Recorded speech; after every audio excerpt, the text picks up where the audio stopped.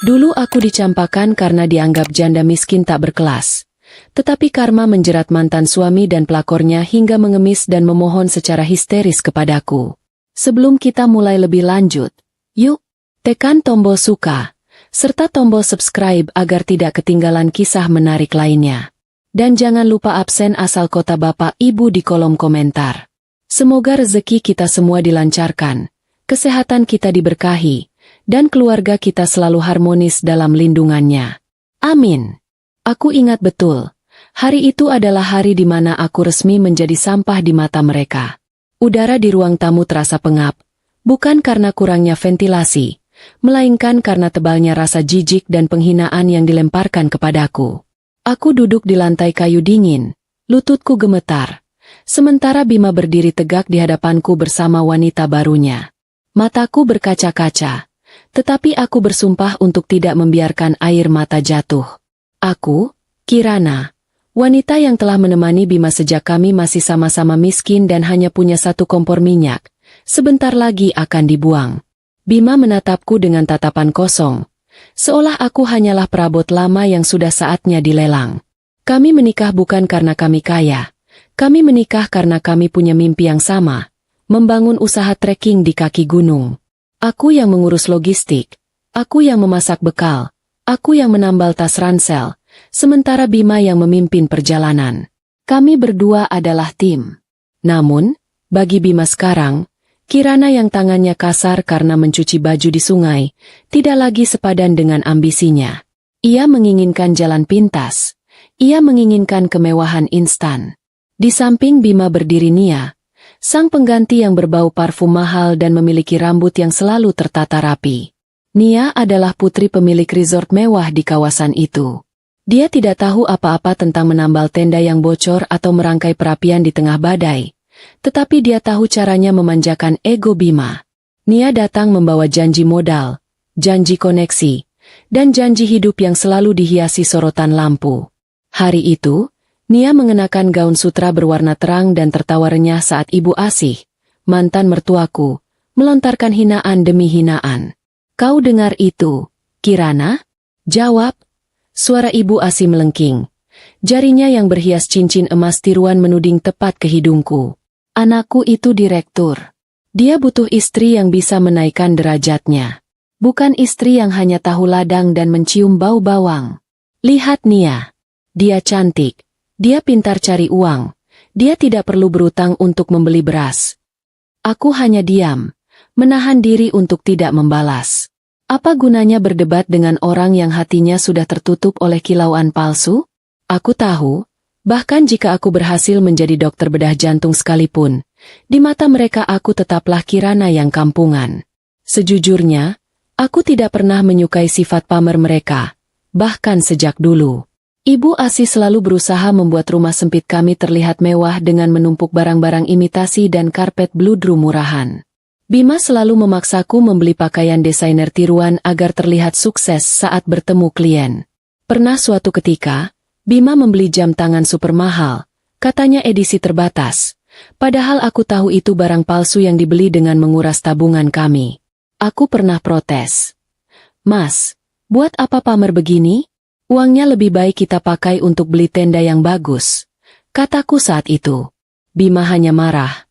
"Kau ini selalu tidak mengerti soal citra." Kini, aku melihat kembali masa lalu itu dan aku hanya bisa menghela napas. Mereka hidup dalam gelembung kepalsuan yang sebentar lagi akan pecah. "Aku lelah hidup susah bersamamu, Kirana," ujar Bima akhirnya. Suaranya berusaha dibuat tegas, tetapi ada getaran keraguan di sana. "Aku talak kamu hari ini juga. Anggap saja ini karma karena kau terlalu keras kepala dan tidak mau berubah menjadi istri yang berkelas."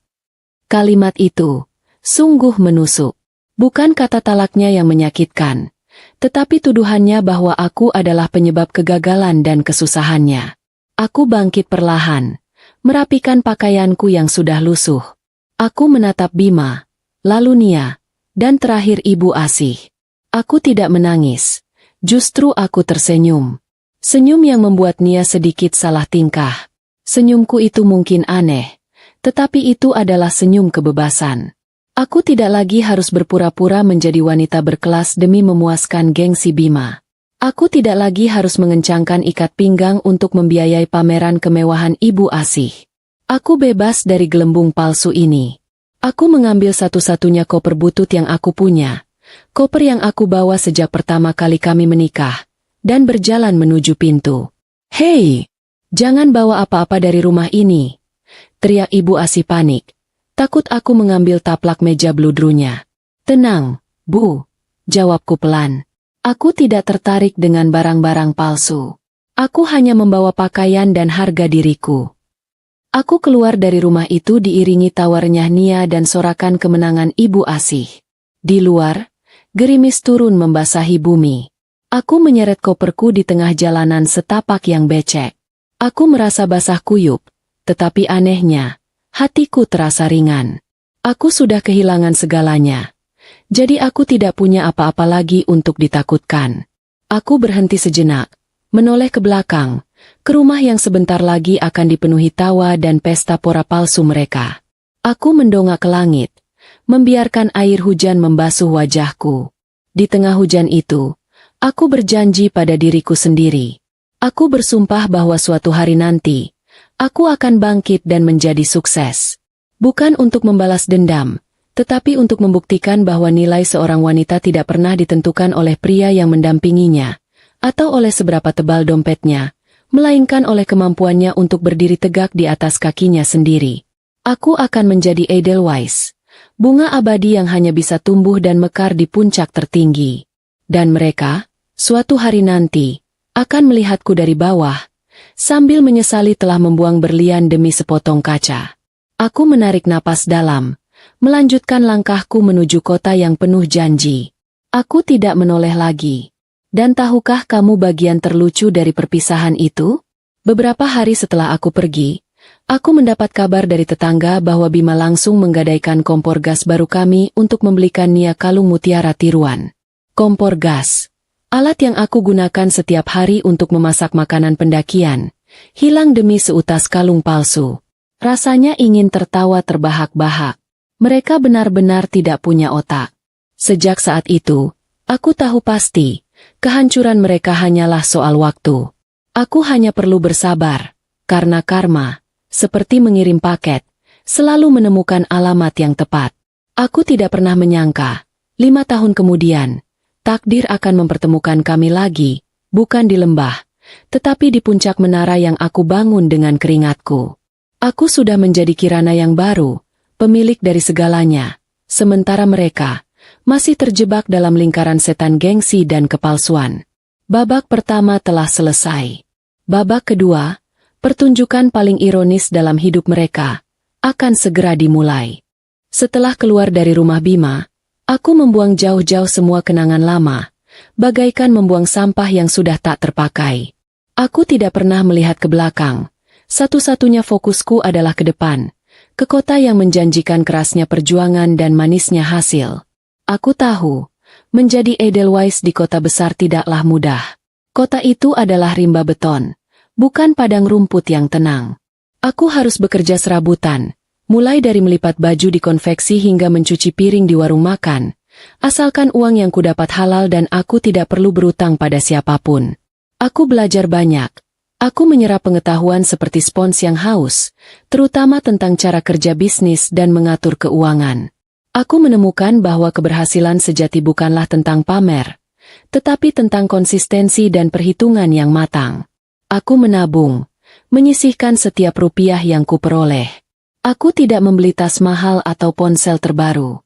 Aku menginvestasikan sisa uangku untuk mengikuti pelatihan-pelatihan daring tentang manajemen proyek dan strategi bisnis properti. Aku tidak ingin menjadi wanita yang hanya mengandalkan paras atau belas kasihan. Aku ingin menjadi wanita yang punya kuasa atas nasibnya sendiri. Dalam proses ini, aku bertemu Arya. Arya bukan pria dari dunia pameran atau gengsi. Dia adalah seorang pengembang properti yang rendah hati dan cerdas, yang melihat potensiku, bukan latar belakangku yang pilu. Hubunganku dengan Arya tumbuh di atas fondasi rasa hormat, bukan janji-janji palsu tentang kekayaan instan. Arya mendukungku, bukan secara finansial pada awalnya, tetapi secara mental. Dia membantuku merumuskan ide dan merancang rencana bisnis. Dia melihat gairahku yang membara untuk membuktikan diri. Pernikahanku dengan Arya adalah sebuah babak baru yang damai. Kami berdua bekerja bahu-membahu, menggabungkan modal kecilku dengan pengalamannya, dan kami mulai berani mengambil proyek-proyek kecil. Kami melewati malam-malam tanpa tidur, menghitung biaya, menghadapi krisis, dan merayakan kemenangan-kemenangan kecil. Hingga 5 tahun berlalu, dari sebuah proyek ruko kecil, impian kami tumbuh menjadi sebuah menara kaca megah di jantung kota. Aku masih ingat, saat fondasi pertama gedung itu diletakkan, aku menangis. Bukan tangis kesedihan, melainkan tangis haru yang meluap-luap. Gedung itu, yang kami beri nama Mega Bintang, bukan sekadar bangunan, tetapi monumen dari kerja kerasku, darah, dan air mataku yang tak pernah tumpah di hadapan Bima. Mega Bintang adalah bukti nyata bahwa Edelweiss bisa mekar bahkan di tengah padang beton terpanas sekalipun. Kini, aku adalah Kirana, pemilik penuh dan pengelola utama gedung perkantoran Mega Bintang. Aku memiliki unit kantor pribadi di lantai teratas, di mana aku bisa melihat seluruh kota terbentang di bawah kakiku.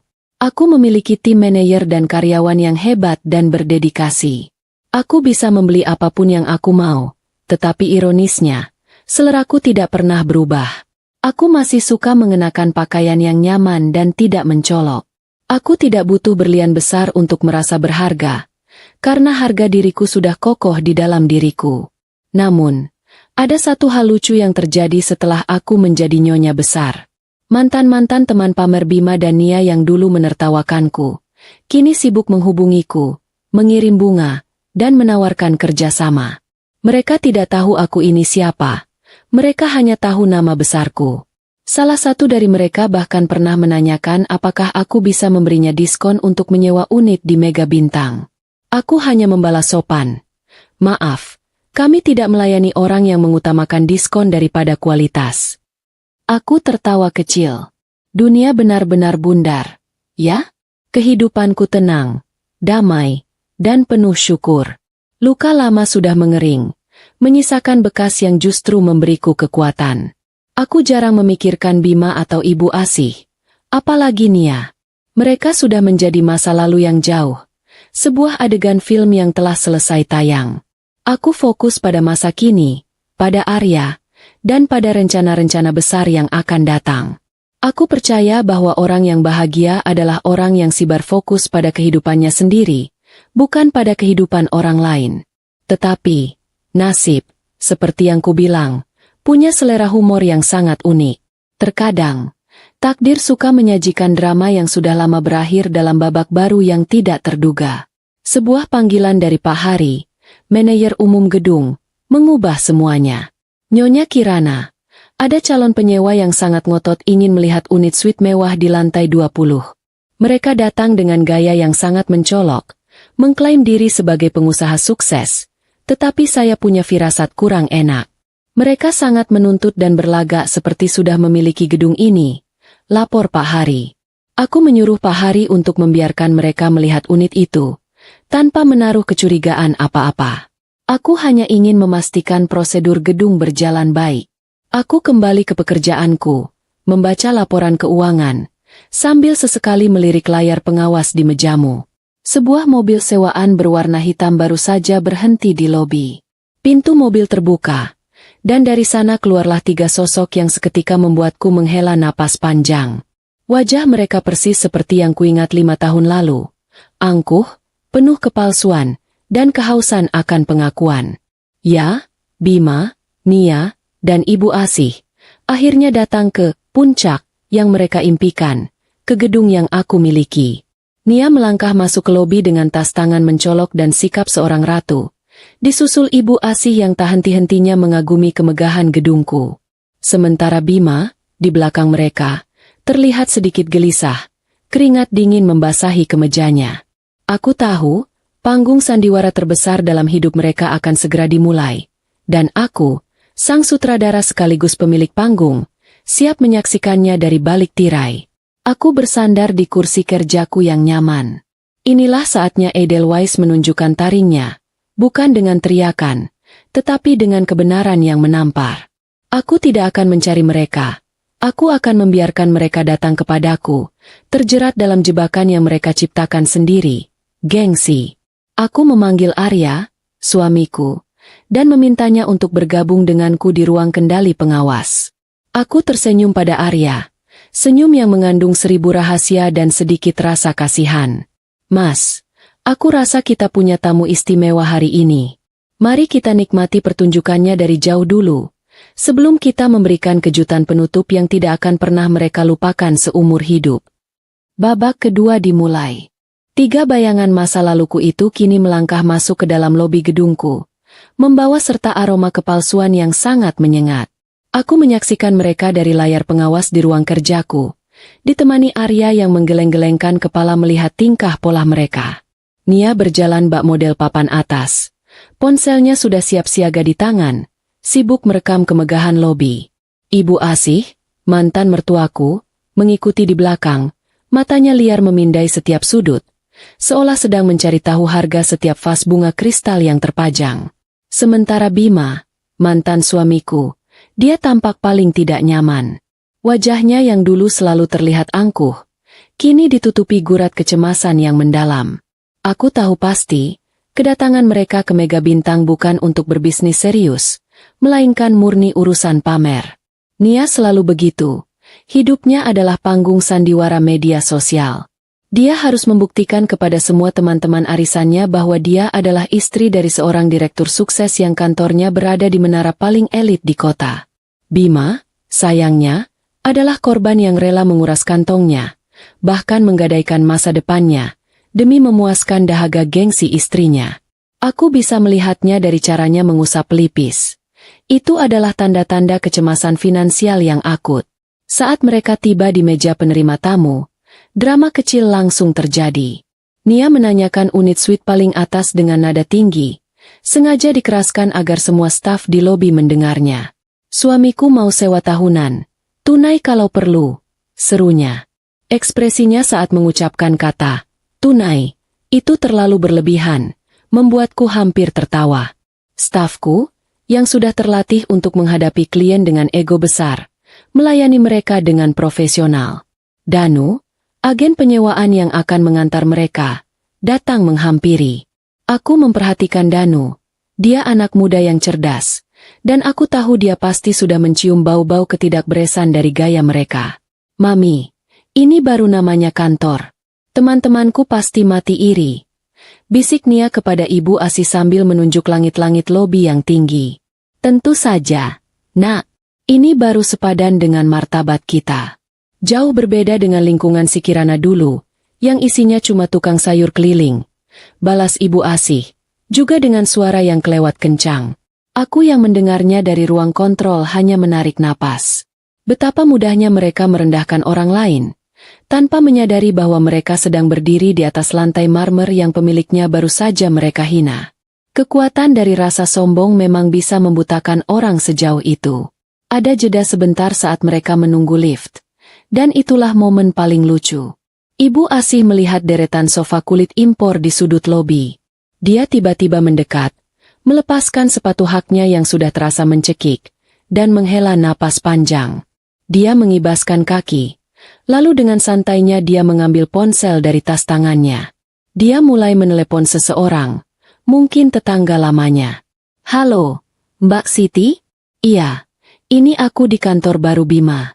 Gila, Mbak, sofanya empuk sekali, lebih mahal dari mobil kita. Iya, di gedung Mega Bintang.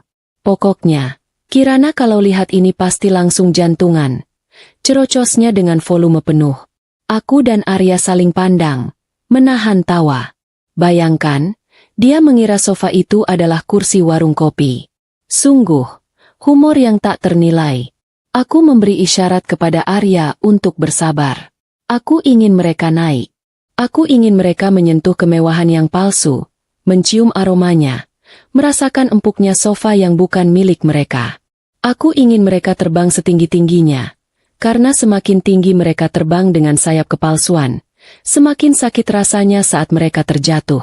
Itu bukanlah pembalasan dendam, melainkan pelajaran tentang realitas. Lift pribadi membawa mereka melesat ke lantai 20, tempat unit suite mewah yang kosong itu berada. Saat pintu lift terbuka, mata Nia langsung terbelalak.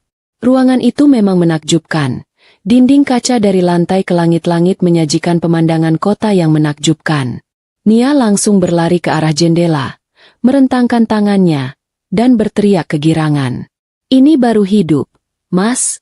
Pokoknya kita harus sewa di sini. Bima, yang tadinya terlihat tegang, kini juga ikut terbuai dalam ilusi itu. Ia berusaha memasang wajah berwibawa di depan Danu. Ia menanyakan detail fasilitas, seolah ia benar-benar mampu membelinya. Danu menjelaskan dengan ramah tentang sistem keamanan canggih dan ruang pertemuan privat. Bima mengangguk-angguk, sementara di belakangnya, Nia sudah sibuk mengambil selfie di depan setiap sudut ruangan, memastikan latar belakangnya benar-benar terlihat mahal dan berkelas. Namun, ilusi itu segera terganggu oleh satu hal kecil, sebuah brosur harga. Danu menyerahkan brosur itu kepada Bima.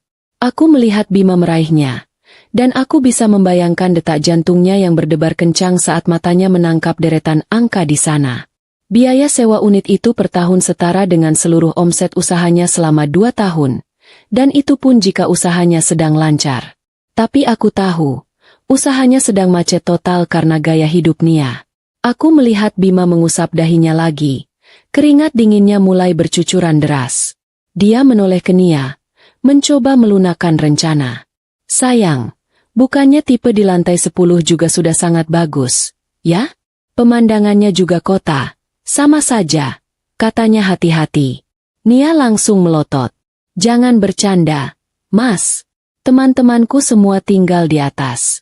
Mau ditaruh di mana mukaku kalau aku tinggal di kandang burung, lantai 10? Pokoknya harus yang paling atas. Ibu Asih langsung membela menantunya. Betul kata Nia. Bima, kamu jangan pelit. Rezeki itu datang kalau kita ratukan istri kita. Aku melihat drama itu dengan tenang. Bima berada di ujung jurang, didorong oleh 2 wanita yang tak punya belas kasihan, hanya demi menjaga citra yang rapuh. Dalam hati, aku merasakan sedikit rasa iba. Bima bukan pria yang jahat. Ia hanya pria lemah yang terbutakan oleh gengsi dan haus pengakuan. Tapi kasihan tidak bisa mengubah kenyataan. Danu kembali membawa mesin pembayaran di tangannya. Senyumnya kini tidak lagi seramah tadi. Baik, Bapak dan Ibu. Setelah menikmati unit ini, sesuai prosedur, untuk mengunci unit, kami mohon agar uang jaminan dan sewa bulan pertama segera dibayarkan. Totalnya 200 juta rupiah, tunai atau gesek, hari ini juga, ujar Danu tegas. Aku tahu, inilah puncak adegan ini. Inilah saat gelembung kepalsuan itu akan pecah. Bima menatap mesin pembayaran itu seperti melihat hantu. Keheningan yang menyelimuti ruangan itu terasa mencekik. Aku bersandar pada kursi kerjaku. Aku sudah siap. Aku hanya menunggu waktu yang tepat untuk turun ke sana. Kejutan termanis dalam hidup Bima, yang pasti akan membuatnya gemetar hingga ke tulang, sudah menantinya. Bunyi mesin pembayaran itu terasa seperti gema palu yang menghantam kepala Bima berkali-kali. Suasana di kantor suite mewah yang tadinya penuh tawa dan angan-angan, kini berubah menjadi ruang interogasi yang tegang. 200 juta rupiah. Angka itu bukan sekadar nominal. Itu adalah jurang yang membentang antara ambisinya dan realitas dompetnya. Bima berdiri kaku, seolah-olah lantai marmer di bawahnya telah berubah menjadi es tipis yang siap retak kapan saja. Nia, di sisi lain, masih belum menyadari gawatnya situasi. Ayo, Mas, kenapa diam saja? Cepat gesek kartumu, desaknya manja, tetapi terselip nada tuntutan yang tajam. Jangan buang waktu, nanti unit ini diambil orang lain. Aku sudah bilang ke semua temanku kalau kantor baruku di Mega Bintang. Bima hanya bisa menghela napas panjang, menatap kartu hitam di tangannya yang seharusnya melambangkan kekuasaan, tetapi kini terasa seperti beban yang memalukan. Aku melihat Bima menyerahkan kartu kreditnya kepada Danu dengan tangan yang gemetar hebat. Aku tahu kartu itu sudah pasti ditolak. Bima telah lama hidup di ujung tombak utang, menggesek sana-sini demi menutupi gaya hidup Nia. Dia telah menggali lubang, Dan kini dia harus jatuh ke dalamnya. Danu menggesek kartu itu. Jarinya lincah memasukkan angka. Kami yang menonton dari ruang kendali hanya menahan napas. Meskipun kami sudah tahu hasilnya. Terdengar bunyi, tit, tit, tit. Yang nyaring. Lalu layar mesin itu menyala merah. Transaksi gagal. Saldo tidak cukup. Danu menyerahkan kembali kartu itu dengan ekspresi datar. Mohon maaf, Bapak Bima. Kartu ini ditolak. Keheningan terjadi sesaat. Nia melotot. Raut wajahnya berubah drastis dari manis menjadi menyeramkan. Gagal? Kamu salah masukkan sandi kali. Mas, coba lagi. Bima mencoba kartu lain, kartu debit yang seharusnya berisi tabungan utamanya, tetapi dia hanya menunda waktu saja. Hasilnya sama, bahkan lebih memalukan. Saldo tidak mencukupi. Nia merampas ponsel Bima dengan kasar. Aku mau lihat rekeningmu sekarang, teriaknya histeris. Bima, yang sudah menyerah, membiarkannya. Nia membuka aplikasi bank.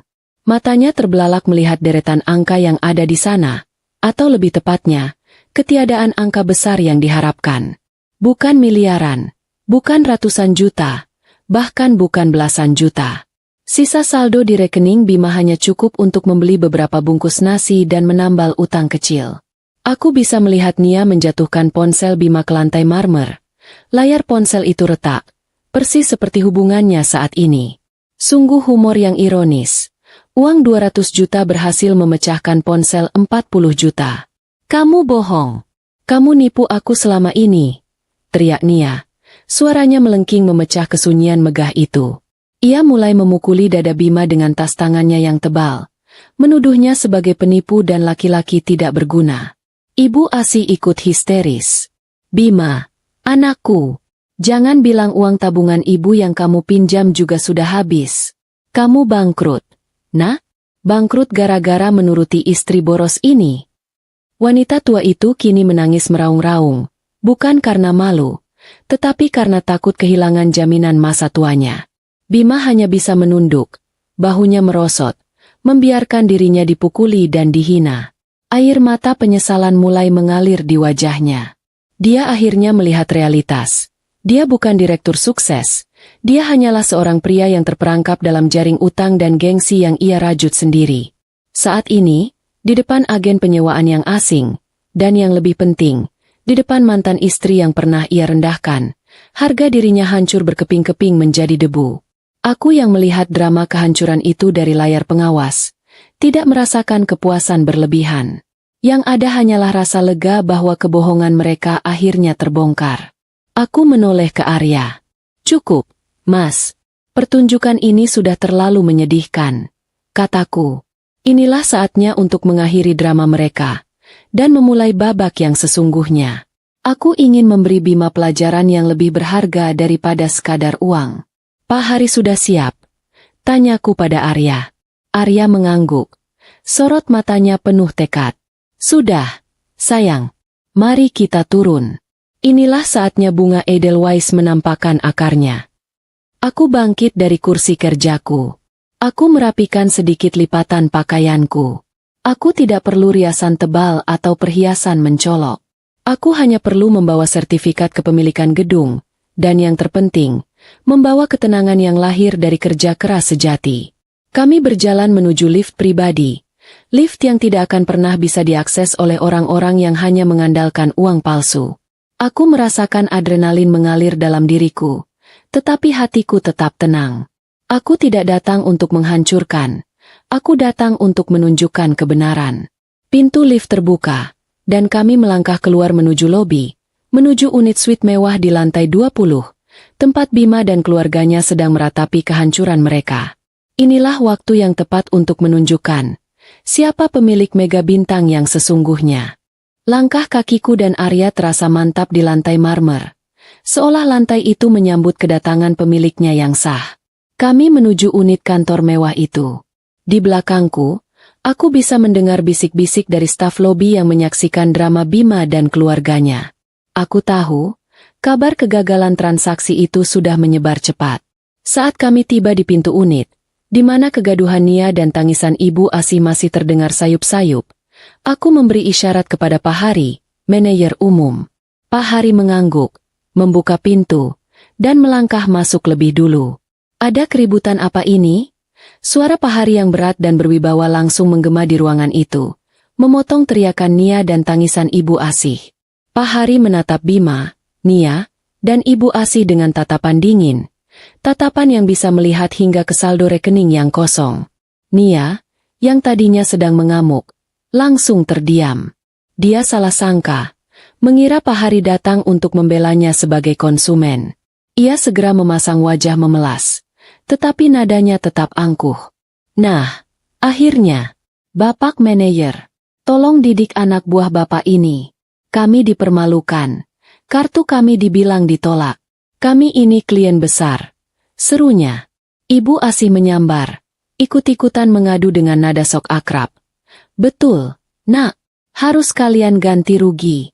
Kami ini orang berkelas, masa diperlakukan seperti pengemis. Aku dan Arya berdiri diam di ambang pintu, menunggu. Aku melihat Danu, agen penyewaan, menatap mereka dengan tatapan lelah. Sudah cukup sandiwara ini. Pak Hari, tanpa basa-basi, langsung menusuk ke inti masalah. Ibu dan Bapak, di gedung ini, rasa hormat tidak dibeli dengan teriakan. Sistem kami mencatat dengan jelas bahwa kartu Bapak Bima ditolak karena saldo tidak cukup. Itu adalah fakta finansial, bukan masalah teknis. Wajah Bima langsung merah padam. Ia menunduk dalam-dalam, berharap lantai menelannya hidup-hidup. Nia terperangah. Ia tidak menyangka fakta yang begitu memalukan diucapkan sekeras dan selugas itu. Pak Hari melanjutkan. Sekarang, mohon segera tinggalkan ruangan ini. Pemilik gedung ini, yang juga pemilik unit suite ini, sudah tiba di depan pintu dan beliau sangat tidak suka melihat ada orang yang membuat kegaduhan di propertinya. Pemilik gedung. Bima mendongak. Ada sedikit percikan harapan di matanya yang kelelahan. Mungkin beliau teman bisnisku. Pak, tolong sampaikan namaku. Bima, kami ini pengusaha. Serunya putus asa. Nia kembali bersemangat. Mengira Bima punya kartu as di menit terakhir. Ah, betapa mereka masih berpikir dunia ini berputar di lingkaran pertemanan palsu mereka. Pak Hari menatap Bima dengan senyum misterius. Senyum yang mengandung rasa kasihan dan ironi. Kebetulan sekali, Bapak Bima. Beliau sangat mengenal Bapak. Bahkan, sangat mengenal keluarga Bapak. Jawab Pak Hari. Lalu, ia menoleh ke arahku dan Arya. Silakan masuk. Nyonya Kirana, Bapak Arya. Selamat datang di unit kantor Anda. Dua kata itu, Nyonya Kirana, langsung menghantam ruangan itu bagaikan guntur di siang bolong. Nia mematung, raut wajahnya yang tadi penuh amarah kini pucat pasi, seperti adonan tepung yang lupa diberi ragi. Ibu Asih, yang tadinya hendak meraih tangan Bima, seketika berhenti. Bima sendiri, yang sudah terpojok, kini benar-benar kehilangan pijakan. Dia mengangkat kepalanya perlahan, menatapku yang melangkah masuk ruangan itu dengan tenang. Aku tidak mengenakan gaun mahal atau perhiasan berlebihan, tetapi aku berdiri tegak dengan aura kekuasaan yang tidak bisa dipalsukan oleh ribuan jam tangan tiruan Bima. Kamu. Nia tergagap. Jarinya gemetar menunjuk ke arahku. Sedang apa kamu di sini? Janda miskin? Mau melamar jadi pelayan atau apa? Tanyanya. Sebuah pertanyaan konyol yang dilontarkan dari sisa-sisa egonya. Pak Hari, dengan nada yang jauh lebih tegas, langsung memotong. Jaga ucapan Anda. Beliau adalah Nyonya Kirana, komisaris utama dan pemilik sah dari gedung mega bintang ini. Keheningan yang mencekam itu berlangsung lama, seolah waktu berhenti untuk memberi mereka kesempatan mencerna kehancuran ini. Nia tertawa. Tertawa kencang. Tawa hampa yang dipaksakan. Gila. Akting yang luar biasa. Berapa kamu bayar manajer ini, Kirana? 100.000? Demi Tuhan, usahamu untuk membuat dirimu terlihat sukses di depanku itu sungguh menyedihkan. Serunya, berusaha meyakinkan dirinya sendiri bahwa ini semua hanyalah sandiwara. Ibu Asih mengangguk, ikut-ikutan menimpali. Betul, Bima. Mana mungkin mantan istrimu yang kampungan ini punya gedung segede ini? Namun, Bima tidak ikut tertawa. Matanya terpaku pada Arya yang berdiri gagah di sampingku, dan pada cincin sederhana namun elegan yang melingkar di jariku. Dia melihat ketundukan tulus dari para manajer, dan ia tahu, itu bukan akting. Ia mengenaliku. Ia tahu aku tidak pernah pandai berbohong. Lututnya seketika terasa lemas. Aku melangkah santai, melewati Nia yang masih membatu, dan berjalan menuju sofa tempat Ibu Asih tadi duduk. Aku menyentuh sofa kulit itu, dan mataku menangkap remah-remah keripik yang ditinggalkan Ibu Asih. Pak Hari, panggilku tanpa menoleh. Tolong catat, sofa ini sudah kotor karena remah-remah makanan murah dan tidak beretika. Saya tidak suka properti saya disentuh oleh orang-orang yang tidak tahu tata krama. Tolong sofa ini segera disumbangkan atau diganti baru, kataku dingin. Kalimat itu langsung menghantam Ibu Asih, membuatnya terdiam 1000 bahasa. Wajahnya pucat pasi. Aku berbalik, menatap Bima, Nia, dan Ibu Asih, yang kini tampak menyedihkan. Arya maju selangkah, mengeluarkan map bersampul tebal dan melemparkannya ke atas meja di hadapan Bima. Buka dan baca, Bima. Perintah Arya tegas. Istrimu butuh bukti, kan? Bacakan untuknya, agar dia bisa belajar membaca kenyataan. Tangan Bima gemetar hebat saat meraih map itu. Di dalamnya terdapat sertifikat hak milik atas nama Kirana, bukan hanya unit kantor ini, tetapi juga akta perusahaan yang mengelola seluruh gedung Mega Bintang. Bima hanya bisa berbisik. Bagaimana mungkin? Ia merosot ke lantai. Tubuhnya tak lagi sanggup menahan beratnya penyesalan dan kenyataan yang baru saja menamparnya. Edelweiss yang dia buang 5 tahun lalu, kini telah mekar, bukan di kaki gunung, tetapi di puncak menara miliknya sendiri. Keheningan yang mencekam itu akhirnya pecah oleh suara tangis pilu yang bukan lagi tangis palsu Ibu Asih, melainkan ratapan histeris Nia.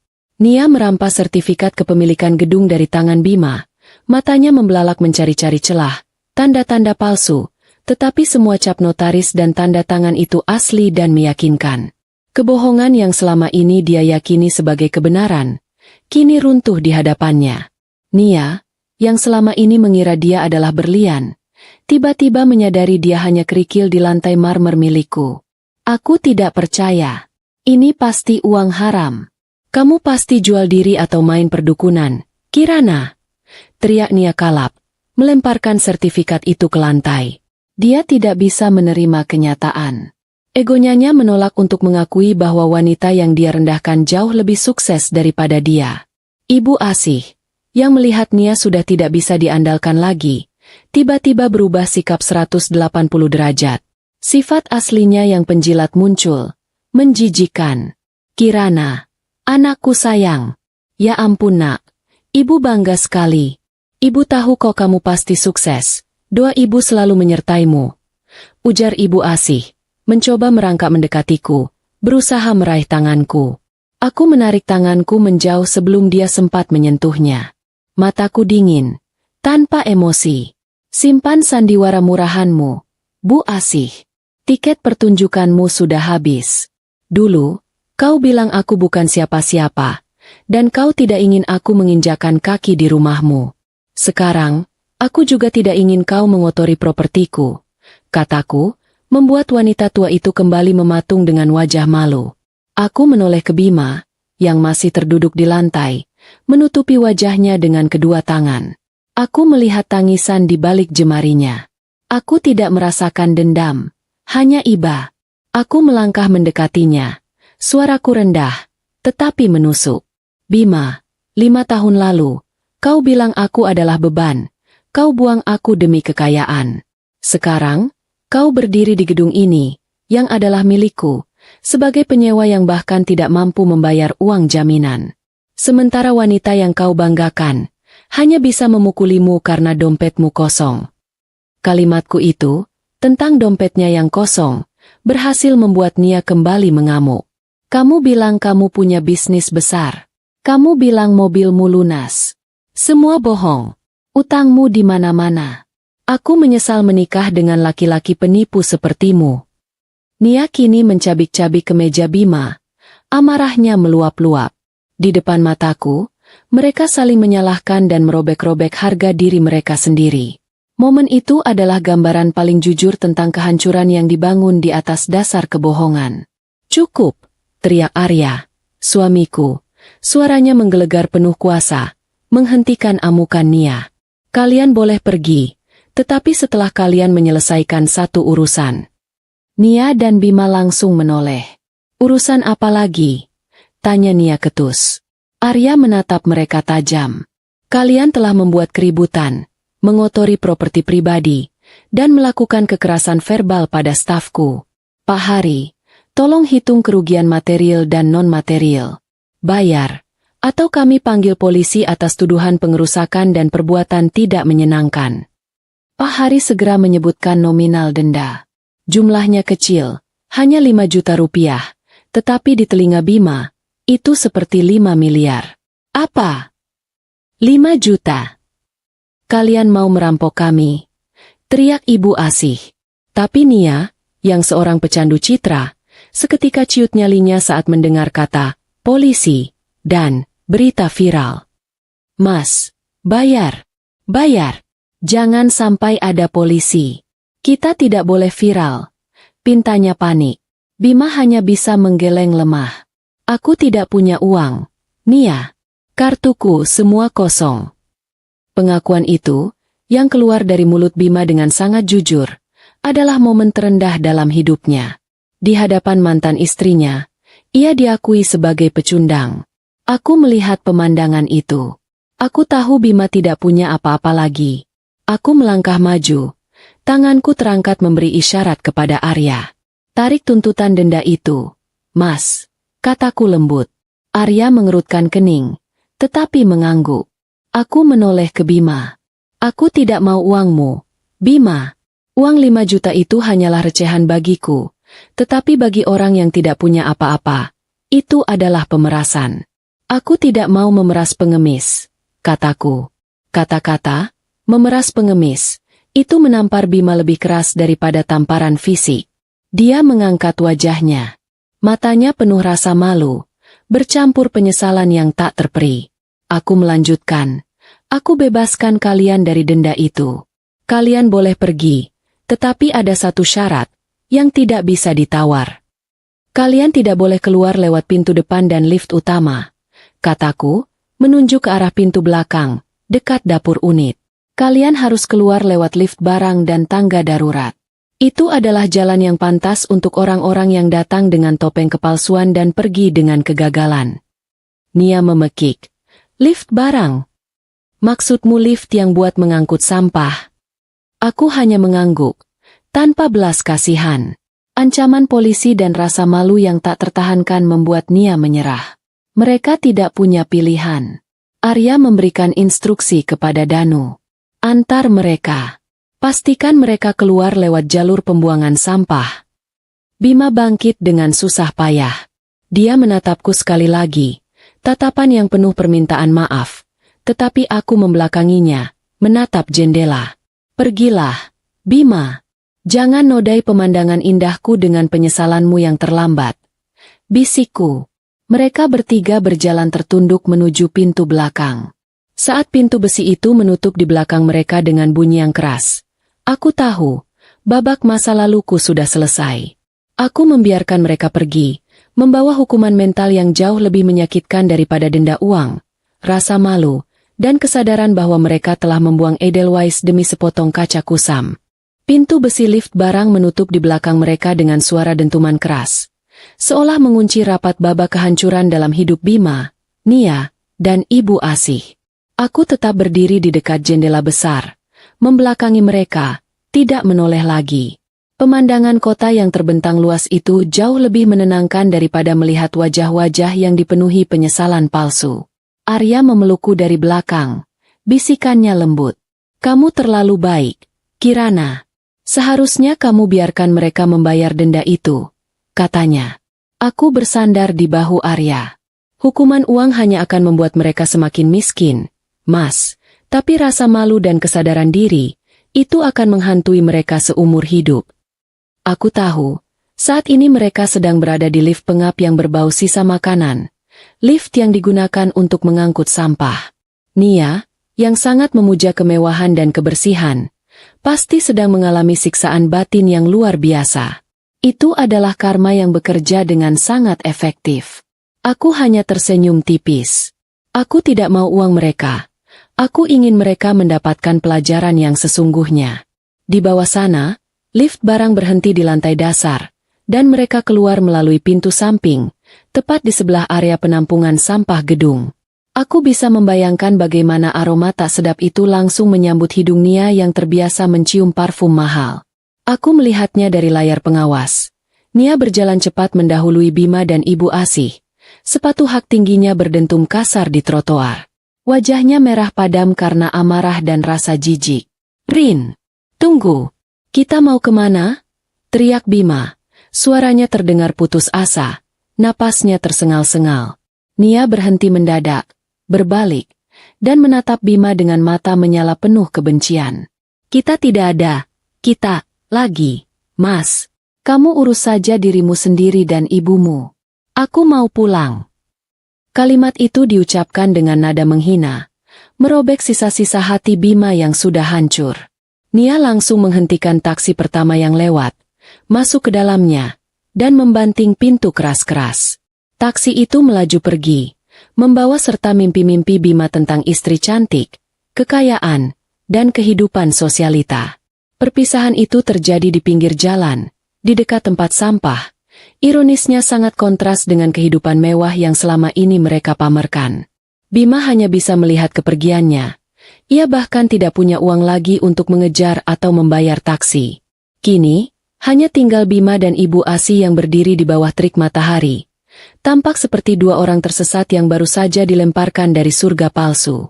Ibu Asih, yang sudah kehabisan tenaga dan air mata, merintih di samping Bima. "Riz, kenapa jadi begini? Mana janji kamu mau membahagiakan ibu?" "Nia pergi, uang habis, utang menumpuk. Kita mau makan apa besok, Riz?" Bima merosot duduk di trotoar. Tidak peduli pada jasnya yang kotor. Penyesalan itu kini mencekiknya. Aku mematikan monitor pengawas. Aku tidak perlu melihat lagi. Aku tahu apa yang akan terjadi selanjutnya. Bima akan kembali ke rumah kosong mereka, menyadari bahwa ia telah kehilangan segalanya, bahkan harga dirinya. Dan aku juga tahu, di momen kehancuran itu, saat ia merasa tidak punya pilihan lagi, ia akan mengingat satu hal.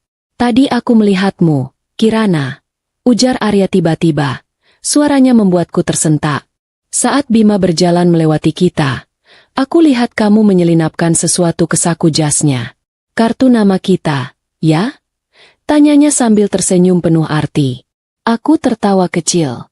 "Mas, kamu tahu saja, aku tidak memberinya uang. Aku memberinya pilihan. Aku memberinya kesempatan untuk menebus kesalahannya," kataku. Aku menjelaskan pada Arya. Aku tahu Bima tidak sepenuhnya jahat, hanya tersesat dan lemah. Aku memberinya kesempatan untuk kembali menjadi laki-laki yang bertanggung jawab, bukan direktur palsu yang haus gengsi. Syaratnya, dia harus mau memulai dari nol, dari level yang paling rendah, di tempat yang paling memalukan baginya, sebagai petugas kebersihan di gedungku. Malam itu, Bima akhirnya menemukan kartu namaku.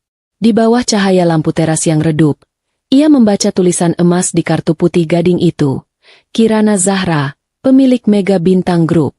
Di baliknya, dengan tulisan tanganku, ada pesan sederhana.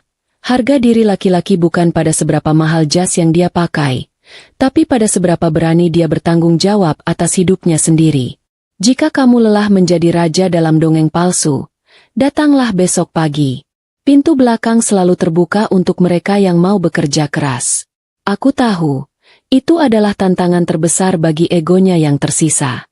Mantan direktur, yang dulu menghinaku, harus datang melamar pekerjaan kasar di tempatku, melalui pintu yang sama yang baru saja dia lalui sebagai orang yang dipermalukan. Tapi, aku percaya, suara tangisan ibunya yang lapar dan utang yang mencekik akan jauh lebih kuat daripada suara gengsinya. Aku dan Arya memutuskan untuk menunggu. Aku tidur nyenyak malam itu, tidur tanpa beban dan tanpa dendam. Aku telah memaafkan masa lalu, dan kini, aku hanya menunggu keputusan Bima. Apakah dia akan memilih untuk tetap menjadi pecundang yang tenggelam dalam penyesalan? Atau dia akan memilih untuk membunuh egonya dan kembali menjadi manusia? Apapun keputusannya, aku sudah siap. Keesokan paginya, matahari bersinar cerah di kawasan bisnis, tetapi di salah satu rumah kontrakan sempit, suasana masih kelabu dan mencekik. Malam itu, Bima tidak bisa tidur. Ia duduk di teras, ditemani kartu namaku yang ia pegang erat-erat. Suara isak tangis ibu ASI dari dalam kamar, yang kelaparan dan ketakutan akan tagihan listrik yang menunggak, jauh lebih menusuk daripada ucapan kasar Nia. Bima tahu, gengsi yang ia pertahankan selama 5 tahun terakhir, kini tidak bisa memberi ibunya makan. Gengsi itu, tidak ada harganya sama sekali. Bima menatap kartu nama di tangannya. Aku tidak memberinya uang. Aku memberinya sebuah tantangan, sebuah jalan keluar yang sangat pahit. Dia harus menelan semua rasa malu, membunuh ego direkturnya, dan datang melamar pekerjaan kasar di gedung yang dimiliki oleh wanita yang pernah ia sia-siakan. Menjadi petugas kebersihan di Mega Bintang? Itu adalah kehinaan tertinggi bagi seorang pria yang menganggap citra adalah segalanya. Namun, apa pilihan yang ia punya? Utang, ibunya yang sakit, dan ketidakpastian. Akhirnya, Bima membuat keputusan. Dia memutuskan untuk membunuh Bima yang lama, sang direktur palsu, dan membiarkan Bima yang baru lahir, meskipun itu harus diawali dengan memegang sapu. Pukul 7:30 pagi, di area parkir belakang gedung Mega Bintang, tempat para pekerja kasar masuk, Bima tiba. Ia tidak lagi mengenakan jas mahal yang dulu ia pinjam atau beli tiruannya. Ia hanya memakai kemeja putih polos yang sudah agak lusuh dan celana bahan hitam yang sederhana. Rambutnya disisir rapi, tetapi ada gurat lelah dan ketegasan di wajahnya. Ia berjalan menuju pos keamanan belakang, tempat antrean absensi pagi para petugas kebersihan sedang berlangsung. Aku dan Arya menonton Bima dari ruang kendali pengawas, tanpa suara. Arya meremas tanganku pelan. Ada rasa lega di matanya. Dia datang. Kirana. Dia memilih untuk bertanggung jawab, bisik Arya. Aku hanya mengangguk. Dia datang. Dia telah berhasil melewati ujian pertamanya, melawan egonya sendiri. Bima menghampiri Danu, agen penyewaan yang kemarin ia dan Nia maki habis-habisan. Danu, yang sedang mengobrol dengan kepala keamanan, langsung mengenali Bima. Mata Danu melebar kaget. Bima, dengan napas panjang, mengeluarkan kartu namaku dan menyodorkannya pada Danu. Bukan, Pak Danu. Saya tidak datang untuk mengambil mobil sewaan, kata Bima, suaranya rendah, tetapi jelas. Saya datang melamar pekerjaan. Saya dengar dari Nyonya Kirana, ada lowongan di bagian kebersihan, ujar Bima. Aku melihat Danu terdiam sejenak. Para petugas keamanan di sekitarnya saling pandang, berbisik-bisik. Itu kan bapak-bapak sombong yang kemarin diusir.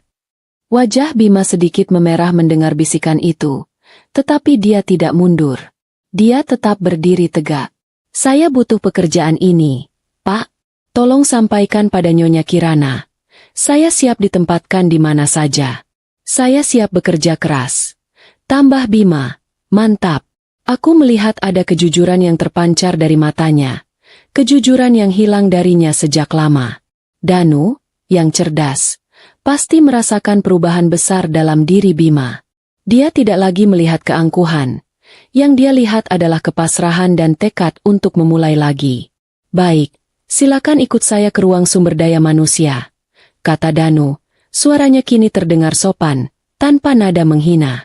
Tapi ingat, di sini aturannya ketat. Tidak ada perlakuan khusus, meskipun Bapak kenal pemilik gedung. Bima mengangguk. Saya mengerti, jawabnya. Bima yang baru, Bima yang rendah hati, kini telah lahir. Aku menyuruh Arya untuk tidak menemuinya. Biarkan dia berproses. Aku ingin dia merasakan bagaimana rasanya mencari uang dengan keringat sendiri, bukan dengan tipu daya dan pameran palsu. Itu adalah sekolah kehidupan terbaik baginya. Sekolah yang tidak bisa dibeli dengan uang. Kami hanya melihatnya mengisi formulir pendaftaran. Di kolom posisi yang dilamar, Bima menuliskan namanya di samping kata, petugas kebersihan. Tinta pulpen itu menjadi saksi bisu awal perjalanan barunya. Jauh dari kemewahan, jauh dari sorotan lampu, tetapi jauh lebih nyata daripada seluruh hidupnya selama ini. Aku tersenyum pada Arya. Lega. Aku telah memenangkan pertarungan terbesarku, bukan dengan menghancurkan Bima, tetapi dengan memaksanya kembali menjadi manusia. Edelweiss itu telah berhasil menumbuhkan benih penyesalan yang jujur. 3 bulan telah berlalu sejak Bima memulai hari-harinya di Mega Bintang, memegang sapu dan pel alih-alih setelan jas mahal. Waktu berjalan lambat bagi Bima, setiap detik diisi dengan kerja keras, peluh, dan rasa malu yang perlahan-lahan ia telan habis. Ia kini mengenakan seragam biru tua petugas kebersihan, dengan tanda nama sederhana, Bima, staf kebersihan. Tangannya yang dulu mulus karena hanya memegang ponsel dan pena, kini mulai kasar dan kapalan. Anehnya, meskipun lelah, wajahnya terlihat jauh lebih tenang daripada saat ia masih berlagak sebagai direktur. Bima membersihkan setiap sudut Mega Bintang, gedung yang seharusnya menjadi puncak kejayaannya, tetapi kini menjadi tempat penebusan dosanya. Dia menyapu remah-remah, mengepel tumpahan kopi, dan mengosongkan tempat sampah. Tugas-tugas ini kotor dan berat, tetapi bagi Bima, ini adalah beban paling ringan yang pernah ia pikul. Beban ini adalah beban kejujuran. Tidak ada lagi ketakutan dikejar penagih utang, tidak ada lagi keharusan untuk berbohong tentang saldo rekening, dan tidak ada lagi tekanan dari Nia untuk menjaga citra palsu. Di sisi lain, kehidupan Nia, si pengagum gengsi, berakhir ironis. Aku mendengar kabar terbaru melalui Pak Hari, manajer gedung. Nia, setelah menceraikan Bima, mencoba menipu pengusaha lain dengan modus operandi yang sama, menggunakan pesona dan klaim palsu kekayaan. Sayangnya, kali ini ia tertangkap basah. Nia, yang sangat memuja kemewahan, kini mendapatkan kamar gratis di balik jeruji besi, tempat di mana tas bermerek dan pakaian mahal tidak ada artinya sama sekali. Ibu Asih, mantan mertuaku, kini jauh lebih diam dan pasrah. Setiap sore, ia menunggu Bima pulang di teras rumah kontrakan mereka yang sederhana. Tidak ada lagi omelan tentang menantu kaya atau tuntutan untuk pamer. Ketika Bima pulang membawa sebungkus nasi dan uang gaji mingguan yang tidak seberapa, Ibu Asih menerimanya dengan air mata di pelupuk matanya. Dia akhirnya belajar bahwa sesuap nasi dari uang halal anaknya jauh lebih nikmat daripada jamuan mewah hasil utang yang mencekik. Suatu siang, aku keluar dari lift pribadi bersama Arya. Kami baru saja menyelesaikan pertemuan penting. Para staf di lobi menunduk hormat menyambut kami. Mataku kemudian tertuju pada sosok Bima, yang sedang berjongkok, dengan teliti membersihkan noda tumpahan kopi di lantai marmer dekat pilar utama. Bima menyadari kehadiranku. Ia menegakkan tubuhnya, memegang gagang pel, dan menunduk hormat, bukan sebagai mantan suami, tetapi sebagai karyawan kepada pemilik perusahaan. Aku memberi isyarat kepada Arya untuk berhenti sejenak. Aku melangkah mendekati Bima. Bagaimana pekerjaanmu, Bima? Tanyaku lembut. Suaraku tanpa nada mengejek. Murni pertanyaan dari seorang atasan. Bima mengangkat wajahnya, menatapku. Di matanya, aku tidak lagi melihat keangkuhan. Yang ada hanyalah kejujuran dan rasa segan yang luar biasa. Lancar, Nyonya Kirana. Jawab Bima tegas. Terima kasih sudah memberikan saya kesempatan ini. Gaji bulan pertama sudah saya gunakan untuk melunasi tunggakan listrik ibu dan membelikannya obat. Sisanya saya tabung untuk membayar utang-utang lama saya. Aku mengangguk pelan. Ada senyum tipis di bibirku. Lantai lobi ini belum pernah sebersih ini. Bima, pujiku. Sepertinya kamu memang lebih berbakat bekerja dengan tenaga dan hati yang jujur, daripada sibuk memoles gengsi. Bima tersenyum pahit, tetapi matanya memancarkan rasa lega. Saya banyak belajar, Nyonya. Kehormatan seorang laki-laki tidak terletak pada seberapa mahal pakaian yang dia pakai, tapi pada seberapa berani dia bertanggung jawab atas hidupnya. Saya minta maaf atas semua masa lalu saya. Saya tahu maaf tidak bisa mengubah apa-apa, Tapi saya ingin Nyonya tahu kalau saya sungguh menyesal. Aku menatap Bima lekat-lekat. Ke tangannya yang kini kasar dan penuh bekas kerja keras. Aku sudah memaafkanmu, Bima. Sejak hari kamu berani melangkah masuk lewat pintu belakang dan mengambil sapu itu, aku sudah memaafkanmu, kataku tulus. Masa lalu sudah selesai. Sekarang, fokuslah menjadi anak yang berbakti. Jadikan keringatmu sebagai penebus dosa. Aku kemudian menoleh pada Arya, yang menatapku dengan bangga. Ayo, Mas. Rapat direksi sudah menunggu, kataku. Arya merangkul pundakku. Sebelum beranjak, Arya menepuk bahu Bima sekilas. Kerja bagus, Pak Bima. Lanjutkan, ujar Arya. Terima kasih, Bapak Arya, jawab Bima, menunduk hormat. Aku dan Arya berjalan menuju lift pribadi. Aku tidak menoleh ke belakang lagi. Bagiku, Bima bukan lagi bayangan menyakitkan dari masa lalu, melainkan hanya salah satu karyawan yang bekerja di gedungku. Aku telah mendapatkan kemenangan terbesarku, bukan melihat Bima hancur, tetapi melihatnya sembuh dari penyakit hati yang merusak hidupnya. Edelweiss itu telah mekar, dan mekar itu membawa kedamaian. Kepergian Bima dan Arya ke dalam lift meninggalkanku sendirian di lobi, tetapi kini lobi itu terasa damai, bersih, dan bebas dari hawa nafsu kepalsuan. Aku kembali ke kantor, duduk di kursi kebanggaanku, dan menatap keluar jendela. Aku tidak lagi memikirkan Bima sebagai mantan suami yang menyakitkan. Dia kini hanya Bima, salah satu dari ratusan karyawan di Mega Bintang. Dan itu, sungguh, adalah bentuk kemenangan terbesarku. Aku tidak lagi terikat oleh emosi masa lalu. Aku telah bebas sepenuhnya. Namun, kisah ini tidak hanya tentang kebebasan diriku, tetapi tentang akhir dari jalan yang dipilih Bima. Aku tahu, Bima menjalani penebusan dosa setiap hari, dan itu jauh lebih berat daripada hukuman penjara. Dia bekerja keras, menyeka keringatnya di seragam biru yang lusuh, menerima perintah dari Danu, orang yang kemarin ia maki, tanpa sedikit pun perlawanan. Itu adalah ujian psikologis yang kejam, menelan ego seberat gunung setiap pagi. Tetapi, dia bertahan. Dan dengan setiap sapuan pel, dengan setiap kantong sampah yang ia angkat, lapisan-lapisan kepalsuan dan gengsi yang menutupi dirinya mulai terkikis. Dia mulai melihat dunia dengan mata yang jernih, melihat nilai sesungguhnya dari uang dan pekerjaan. Ada satu kali kejadian lucu, humor yang membuatku tersenyum lebar di balik layar pengawas. Seorang pengusaha muda, yang datang dengan pakaian sangat trendy dan sneakers mahal, menjatuhkan bungkus permen karet di lantai lobi. Sebelum Bima sempat meraih pel, pengusaha itu sudah melangkah pergi. Bima melihat bungkus permen karet itu, menghela napas, lalu berjongkok untuk membersihkannya. Namun, saat dia berjongkok, pengusaha itu kembali. Dia tidak kembali untuk meminta maaf, melainkan untuk menegur Bima.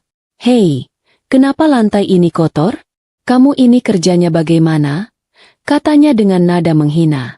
Bima tidak membantah, dia hanya menatap mata pengusaha itu, lalu dengan tenang menjawab, "Mohon maaf, Bapak. Saya akan bersihkan segera."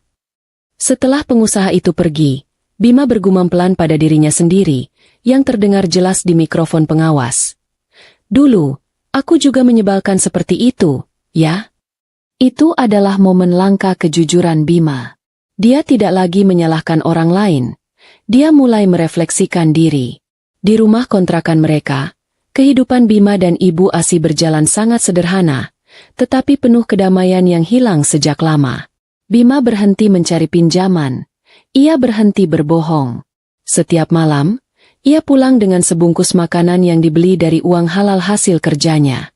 Ibu Asi tidak lagi meminta dibelikan perhiasan atau dibawa ke acara arisan mewah. Ia hanya meminta Bima beristirahat dan makan yang banyak. Mereka berbicara jujur tentang masalah mereka, tentang utang yang harus dicicil, tentang tagihan listrik. Kebenaran, betapapun pahitnya, ternyata jauh lebih ringan daripada kepalsuan yang manis. Nasib Nia, di sisi lain, menjadi pelajaran keras tentang konsekuensi keserakahan. Ia akhirnya divonis bersalah. Di penjara, Nia terus merengek tentang pakaian dan makanan yang tidak layak. Ia terus berusaha meyakinkan teman-teman barunya di balik jeruji bahwa dia adalah istri dari seorang direktur kaya yang sedang sial. Namun, kebohongan tidak pernah bisa bertahan lama di tempat yang menuntut kejujuran paling mentah. Nia akhirnya menjadi bahan tertawaan. Ratu yang kehilangan mahkotanya dan hanya bisa mengenakan kain seragam. Kekalahan Nia adalah bukti nyata bahwa karma tidak perlu dicari. Ia akan menemukanmu dengan tepat dan tanpa ampun. Beberapa minggu setelah pertemuanku di lobi, Bima datang ke kantorku, bukan untuk melamar, melainkan untuk bertemu. Dia datang saat jam istirahat, masih mengenakan seragam kerjanya. Dia tidak naik lift utama. Dia menunggu di area resepsionis. Stafku memanggilku. Aku mengizinkannya masuk ruang tunggu tamu, sebuah ruangan sederhana yang jauh dari kemewahan unit suite. Aku datang menemuinya, sendirian. "Selamat siang, Bima. Ada yang bisa saya bantu?" Tanyaku, suaraku profesional, tetapi ramah. Bima berdiri kaku, tangannya memegang topi seragamnya. Wajahnya tampak lebih kurus, tetapi matanya lebih bersinar. "Nyonya Kirana, saya hanya ingin mengucapkan terima kasih," katanya, nadanya tulus. "Saya ingin meminta maaf sekali lagi, bukan sebagai permintaan untuk kembali, tetapi sebagai penutup dari masa lalu kami. Aku minta maaf karena aku tidak pernah melihat betapa berharganya dirimu. Aku buta karena keserakahan dan gengsi," kata Bima, suaranya tercekat. "Aku mencampakkanmu demi kilauan palsu, dan sekarang aku tahu, kamu adalah emas, dan mereka hanyalah kaleng bekas. Pekerjaan ini, menjadi petugas kebersihan, telah mengembalikan akalku. Ini adalah pekerjaan paling jujur yang pernah aku lakukan." Ia menatapku. Aku sudah membulatkan tekad. Aku akan tetap bekerja di sini, mencicil utangku, dan menjaga ibu. Aku tidak akan pernah lagi mengandalkan kebohongan. Aku mendengarkannya dengan hati yang lapang. Aku melihat pertumbuhan diri yang luar biasa dalam dirinya. Aku tersenyum. "Terima kasih, Bima. Permintaan maafmu sudah kuterima sepenuhnya. Dan aku yakin, kamu akan sukses, kali ini dengan cara yang benar." Aku kemudian memberinya kejutan kecil, humor yang kupersiapkan. "Ngomong-ngomong, Bima, tadi pagi, Danu bilang ada pengusaha yang tertarik menyewa ruang gudang di lantai bawah untuk penyimpanan peralatan trekking mereka. Danu menyarankanku untuk mencari pengelola gudang yang jujur, teliti, dan mengerti tentang logistik gunung. Apakah kamu punya kenalan yang cocok?" Tanyaku. Bima menatapku. Matanya membelalak kaget. Ia tahu aku sedang berbicara tentang dirinya. Dia adalah orang yang paling mengerti logistik trekking di antara kami semua. "Nyonya Kirana, apakah ini berarti?" Aku tersenyum lagi. "Ini berarti kamu sudah membuktikan dirimu di level yang paling dasar. Sekarang, saatnya untuk mendaki. Aku akan berikan kamu kesempatan untuk mengelola gudang itu. Gaji lebih besar, tanggung jawab lebih besar. Anggap ini modal kerjaku untuk orang yang sudah membunuh egonya dan bersedia memulai dari nol." Bima menangis. Bukan tangis penyesalan, melainkan tangis haru yang murni. Dia bersujud di kakiku, tetapi aku segera menariknya berdiri. "Jangan sujud padaku, Bima. Sudahlah sujud pada ibu asih di rumah. Dia adalah orang yang paling pantas menerima baktimu," kataku lembut. Bima mengangguk. "Saya akan bekerja keras, Nyonya Kirana. Saya tidak akan mengecewakan Anda. Janjinya." Aku menepuk pundaknya. "Aku tahu kamu tidak akan mengecewakanku, Bima. Kamu hanya perlu jujur pada dirimu sendiri." Bima pergi membawa harapan baru. Aku kembali ke kantorku. Aku melihat Arya tersenyum bangga di ambang pintu. "Kamu tidak hanya membangun gedung, Kirana. Kamu membangun kembali seorang manusia," ujarnya. Aku tersenyut. "Dia sudah menemukan jalannya, Mas. Aku hanya memberinya peta." Kisah ini berakhir bukan dengan Bima yang kembali kaya raya dan membalas dendam, melainkan dengan Bima yang menemukan ketenangan dalam kesederhanaan dan kejujuran. Aku, Kirana, sang Edelweiss, telah mekar di puncak. Bima, sang pendaki yang tersesat, kini sudah kembali ke jalurnya, bekerja keras, dan berbakti. Dia tetap menjadi karyawan di Mega Bintang, tetapi kini ia adalah pengelola gudang, memulai lagi usaha trekkingnya dari sana, dengan jujur. Lantai Mega Bintang berkilauan lebih terang dari biasanya, memantulkan cahaya kejujuran dan ketenangan yang akhirnya menang melawan kegelapan gengsi. Kami berdua, meski terpisah, telah mencapai puncak kebahagiaan kami masing-masing.